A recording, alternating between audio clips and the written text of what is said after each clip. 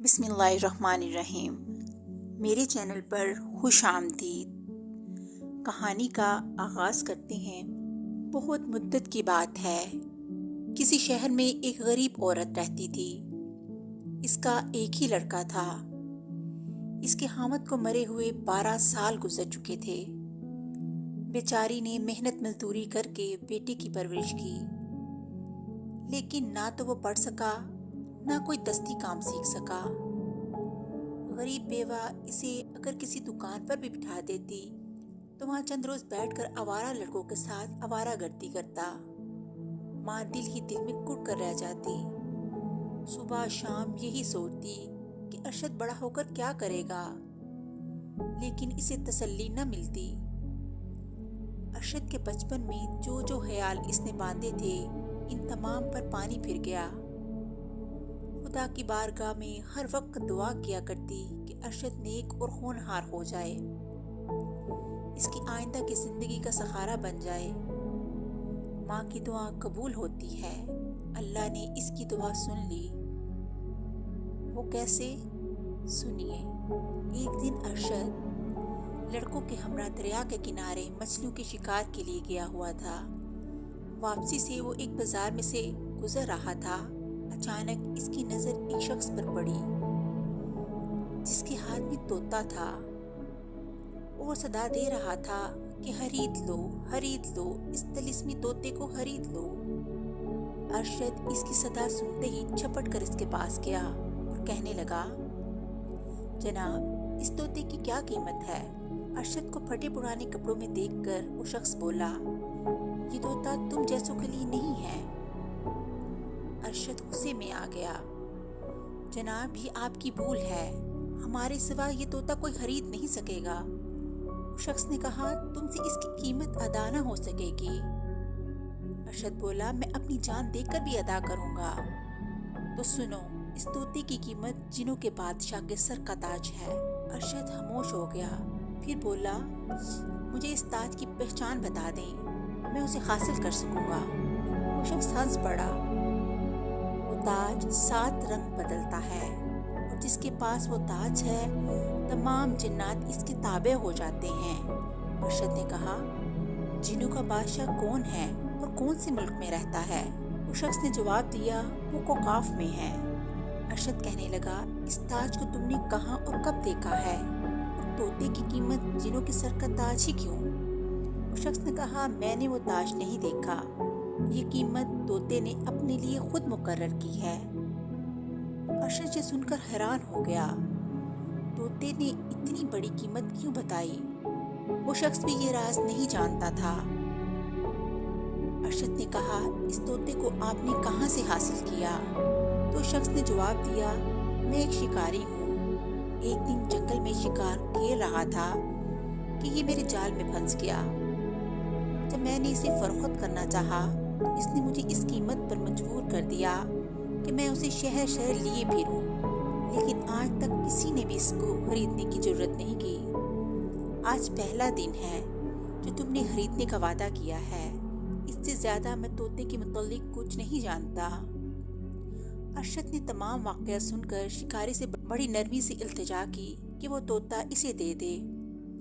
शिकारी ने ये समझते हुए कि ना कोई ताज ला सकेगा और ना मैं इसे फरोख्त कर सकूंगा, मुफ्त की तकलीफ किस लिए उठाऊं, इसलिए तोता अरशद के हवाले कर दिया। अरशद तोता लेकर अपने घर आ गया। रात के 12 बज चुके थे। अरशद चारपाई पे लेटे हुए तोते के मुतालिक सोच रहा था कि इतने में इसे तोते को ये कहते हुए सुना, अरशद, तुम बहुत बोले हो, तुम नहीं जानते मैंने तुम्हारी खातिर अपने आप को इस कैद में क्यों डाला। खुदा के लिए उठो और जिन्नों के बादशाह के सर का ताज हासिल करो, मैं तुम्हारी रहबरी करूंगा।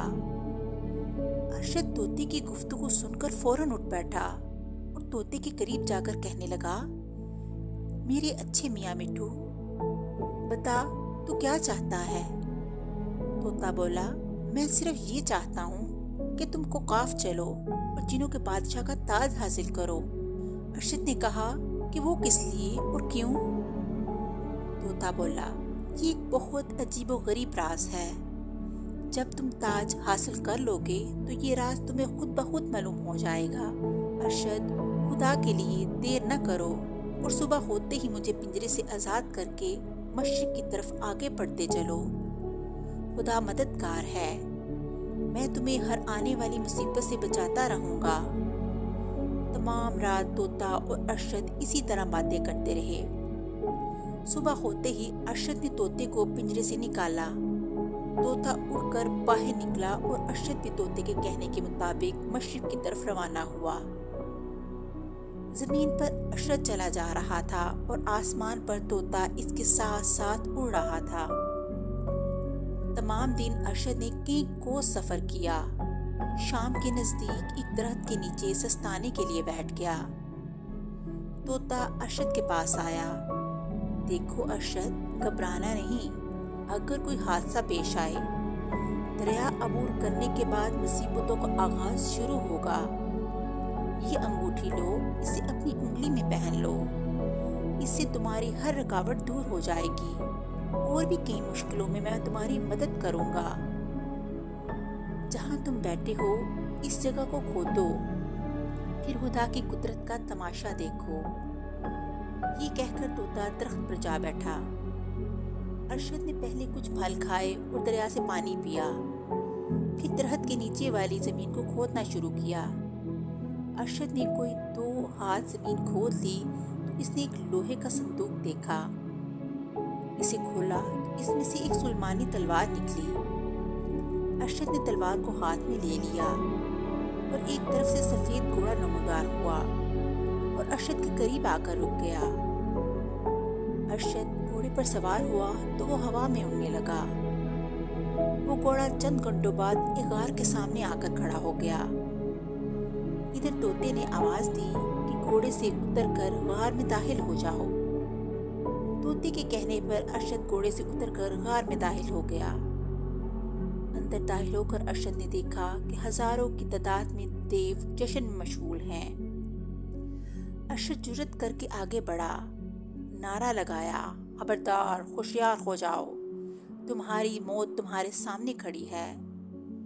देवों ने जैसे ही मुड़कर देखा तो तलवार की चमक से सबके सब अंधे हो गए। तमाम देव शोर और गोगा मचाते हुए इसकी तरफ बढ़ने लगे। अरशद उछल उछल कर इन्हें अपनी तलवार से हलाक करता रहा, लेकिन जो भी देव मरकर गिरता जिंदा होकर फिर लड़ने लगता। अरशद इन्हें मार मार कर थक गया था। देवों की तादाद लाखों में पहुंच गई। तोते ने जब ये मंजर देखा तो अरशद को आवाज दी कि पहले इनके सरदार को मारो, तभी ये सब खत्म होंगे। अरशद देवों के सरदार के पास बिजली की तरह पहुंचा और सुलेमानी तलवार से इसका काम तमाम कर दिया। इसका मर के गिरना ही था कि तमाम देव खुद ब खुद गायब हो गए। अरशद ने खुदा का शुक्र अदा किया और वो चाहता था कि गार से बाहर निकले। फिर अचानक एक जानिब से रोने की आवाज आने लगी। कोई कह रहा था, मुझे छुड़ाओ, मुझे बचाओ, हाय हाय मैं मर गई। अरशद ने आगे बढ़कर एक तरफ देखा। एक औरत जंजीरों में जकड़ी हुई थी, मुंह के बल पड़ी कर्राह रही थी। एक हबशी इसे चाबुक मार मार कर कह रहा था कि अब भी मानेगी या नहीं। अरशद ने झपट कर हबशी पर वार किया और एक ही वार में इसकी गर्दन तन से जुदा हो गई। फिर इस औरत को जंजीरों से आजाद किया। औरत ने कहा, ए खुदा के नेक बंदे, मैं तेरा किस जुबान से शुक्रिया अदा करूं? अरशद ने कहा, ए औरत, बता तू कौन है और ये हबशी तुझे क्यों मार रहा था? औरत ने कहा, मैं यहाँ कुछ दूर एक देहात में रहती हूँ। मैं वहाँ के जमींदार की बेटी हूँ। ये हबशी मुझ पर आशिक हो गया था और मुझे पकड़ कर ले आया था और कह रहा था कि मैं उससे शादी कर लूँ। जब मैंने इनकार किया तो उसने मुझे बांधकर पीटना शुरू कर दिया। खुदा ने तुझे मौके पर पहुंचा दिया। अगर तुम ना आते तो यकीनन वो मेरी जान ले लेता। इतना कहकर वो औरत जोर जोर से रोने लगी। अरशद इसे तसल्ली देकर कहने लगा, अब तुम रो नहीं, मैं तुम्हें तुम्हारे गांव पहुंचा दूंगा। औरत ने कहा कि ऐ शख्स, तू इतनी तकलीफ न कर, अब मैं खुद ब खुद चली जाऊंगी, मगर जहाँ तूने मुझ पर इतनी मेहरबानी की है वहाँ एक और शफकत भी कर दे। अरशद बोला, बता तू क्या चाहती है? इसने कहा, अगर तुम अपनी अंगूठी मुझे 1 मिनट के लिए अनायत कर दो तो मैं इसे पहनूंगी, जिससे मेरे जिस्म के तमाम जख्म अच्छे हो जाएंगे और मैं आराम से अपने गांव चली जाऊंगी। अरशद ने उंगली से अंगूठी उतार कर इसके हवाले कर दी।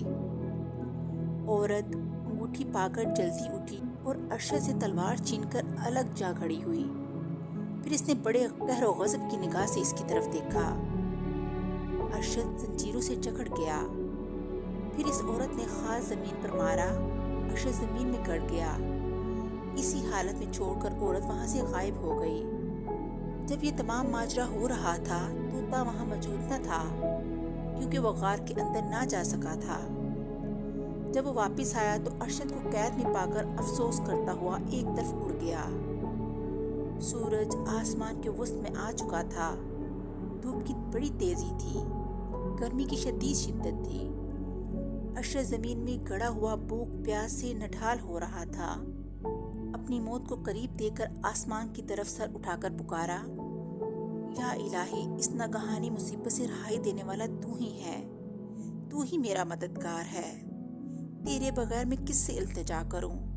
अभी दुआ पूरी भी न हुई थी कि अल्लाह ने इसकी दुआ कबूल कर ली। वहां पर एक फकीर जाहिर हुआ और अरशद को इस हाल में देखकर इसके नजदीक आया और कलामे इलाही पढ़कर इस पर दम किया। अरशद इस कैद से आज़ाद हो गया। फकीर के कदमों के पास बैठ गया और अपनी तमाम सरगजिश्त इसे सुनाई। फकीर ने इसे तसल्ली देकर कहा, बेटा घबराओ नहीं, ये सुलेमानी मुनक्के ले और मुंह में रख लेना। जब तुम इसे मुंह में रखोगे तो दुनिया की निगाहों से ओझल हो जाओगे। इसे अपने पास संभाल के रखो, मगर आइंदा बहुत होशियारी से काम करना और किसी के फरेब में मत आना। फिर फकीर ने अरशद को खाना खिलाया और पानी पिलाया और अरशद को कई बातें समझाकर गायब हो गया। अरशद ने मुनक्के को आजमाने की खातिर इसे मुंह में रखा और एक जानिब को चल दिया। अरशद ने वहां से चलना शुरू कर दिया। जब वो जरा दूर पहुंचा तो वहां एक बहुत बड़ा हैमा नस्ब था। उसमें उसने देखा कि वही औरत बाहर निकल रही है जिसने अरशद को धोखा दिया था। अरशद छुपकर उसको देखने लगा। उसने देखा कि हैमे के अंदर उसका एक तोता गिरफ्तार है और पिंजरे में कैद है। उसने चुपके से अपनी सुलेमानी तलवार पकड़ी और औरत का सर कलम कर दिया और अपने तोते को आजाद करवा लिया। जो ही उसने औरत का सर कलम किया तो पहले तूफान आया और फिर सब कुछ खत्म हो गया। अब अरशद ने देखा कि सवाए तोते और अपने सफेद घोड़े के वहां कोई भी ना था। अरशद ने खुदा का शुक्र अदा किया। तोते ने अरशद से इल्तिजा की कि वो घोड़े पर सवार हो और कुकाफ का रास्ता इख्तियार करे। अरशद का घोड़ा आसमान में उड़ता हुआ जा रहा था। तोता अरशद से आगे रहनुमाई करता हुआ जा रहा था। 2 दिन की लगातार मसाफत के बाद कुकाफ की सरहद पर पहुंच गया। जिस वक़्त अरशद के घोड़े ने कुकाफ की ज़मीन पर कदम रखा तो तोता एक दरख्त पर छुपकर बैठ गया।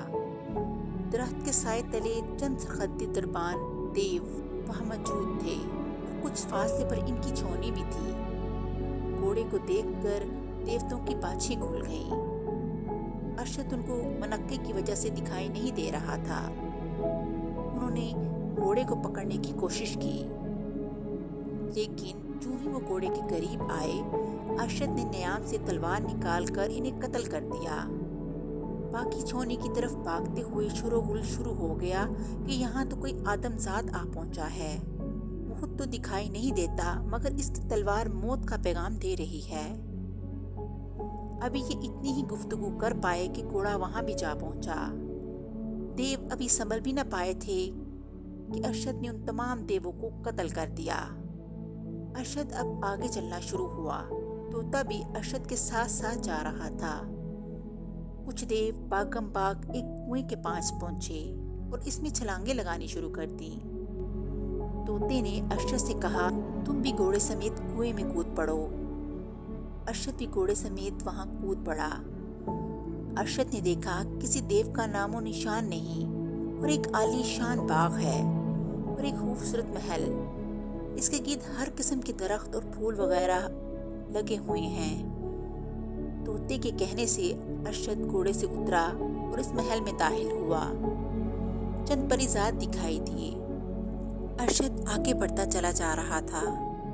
जब वो थोड़ा आगे गया तो उसने देखा कि सामने शाही महल नजर आ रहा है।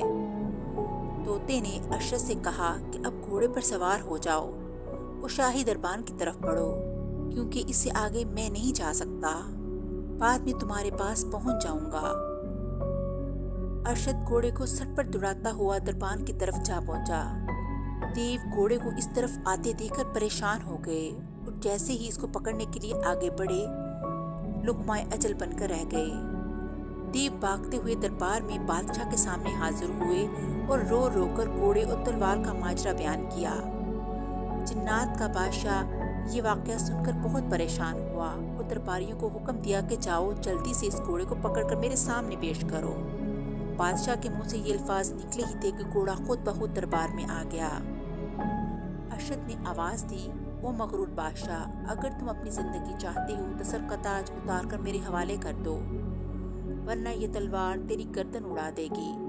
बादशाह ने जवाब दिया, तुम कौन हो और यहाँ किस लिए आए हो और मेरे सामने इतनी बेअदबाना गुफ्तगू कैसे कर रहे हो? यहाँ से चले जाओ वरना मारे जाओगे। अगर मर्द हो तो सामने ज़ार हो। अरशद ने मुनक्के को अपने मुंह से निकाला और तलवार खींचकर बादशाह के सर पर बढ़ा दी। बादशाह ने देवों को हुक्म दिया कि इसे पकड़ लो, ये जाने न पाए। देव अपने अपने हथियार संभाल कर अरशद की तरफ लपके, लेकिन अरशद की तलवार की चमक से वो अंधे हो गए और कट कट कर गिरते चले गए। बादशाह ने जब अरशद की ये जुर्रत देखी तो गैज़ और गज़ब में आकर तख्त से उठा, मगर अरशद देवों से निपट कर बादशाह के तख्त पर आ पहुंचा और तलवार की नोक से बादशाह के सर से ताज उतार लिया। अब जितने भी देव बाकी बच गए थे वो तमाम अरशद के पांव में गिर पड़े। अरशद ने उन्हें हुक्म दिया कि बादशाह को कैद कर लो। इतने में तोता भी वहां पहुंचा और बादशाह के ताज को अरशद से लेकर अपने बदन से मस किया तो वो तोता एक खूबसूरत परी बन गई। अरशद परी को देखकर हक्का बक्का रह गया। परी ने ताज अपने सर पर पहन लिया और तख्त पर बैठ गई। जितने भी देव थे सब अपनी अपनी कुर्सियों में बैठ गए। परी ने अरशद को अपने पास बिठाया और कहा, ए नौजवान, ताज का राज यही था जो आज तुम पर जाहिर हुआ। मैं यहाँ के बादशाह की बेटी हूँ। ये देव मेरे बाप का वजीर था। इसने नमक हरामी से मेरे बाप को कहीं कैद कर दिया और इसका ताज अपने सर पर पहन लिया और मालिक बन बैठा, और मुझे इसने जादू के जोर से तोता बना दिया और इंसानों की दुनिया में फेंक दिया। मैंने तुम्हें इस वक्त देखा जब तुम इस शिकारी से बात कर रहे थे। तुम्हारी जरूरत पर मैं तुम पर आशिक हो गई थी। इतना कहकर परी ने देवों को हुक्म दिया, जाओ मेरे बाप को कैद खाने से रिहा कर बाइज्जत यहाँ लाओ। देव वहां से गए और आन की आन बादशाह को लेकर दरबार में हाजिर हुए। बादशाह ने बेटी को गले से लगाया। परी ने अरशद का तमाम हाल बयान किया। बादशाह ने अरशद का शुक्रिया अदा किया और अपने वजीर को कत्ल कर डाला और अपनी लड़की से अरशद की शादी कर दी। अरशद परी को साथ लेकर अपनी माँ के पास गया और परी का तमाम हाल बयान किया। परी ने वहाँ पर एक आलीशान महल बनाया। परी और अरशद और इसकी वालदा वहाँ खुशी खुशी रहने लगे और इस तरह कहानी का अख्ताम